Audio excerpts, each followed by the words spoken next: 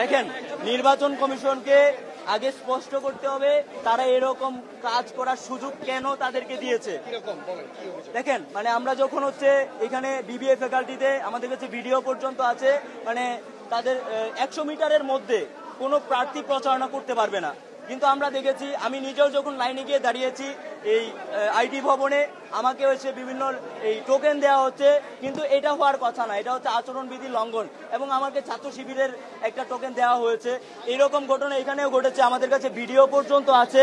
এবং ছাত্রী সংস্থার হচ্ছে একটা ভিডিও আমাদের কাছে অলরেডি এসেছে, আমার ডাকসু একটা পেজে সেটা আপলোড হয়েছে, আমি আপনাদেরকে মানে লাইভ দেখাতে পারবো। এবং এটা নিয়ে অলরেডি আলোচনা সমালোচনা চলছে।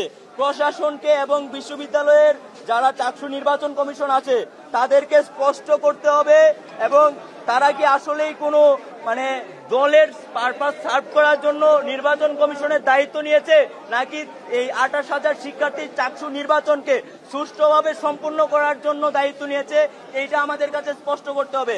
আমরা দেখেছি বিগত সময়েও আমরা হচ্ছে বিভিন্ন জিনিসগুলো নিয়ে আমরা নির্বাচন কমিশনকে কনসার্ন করেছি। আমরা বলেছি যে ভোটার কেন্দ্র বাড়াতে হবে, ভোটের কক্ষ বাড়াইতে হবে, কিন্তু আমরা সেটা পাই নাই।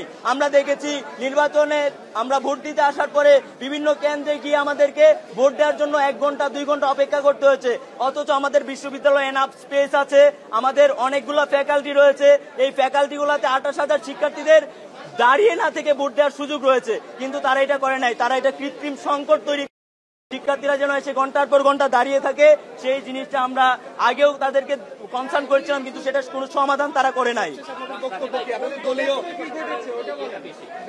এটা তো স্পষ্ট, এই যে একটা ছাত্রী সংস্থার একটা ভিডিও আপনারা ইতিমধ্যে দেখেছেন, সেই ছাত্রী সংস্থার ভিডিওটা এবং আমার ডাকসু নামের একটা পেজে এটা নিয়ে অনলাইন মিডিয়াতে প্রচুর আলোচনা সমালোচনা হচ্ছে, সেটা আপনারা সার্চ করলেই দেখতে পাবেন। জিনিসগুলো প্রুভ আচরণবিধি লঙ্ঘন করেছে।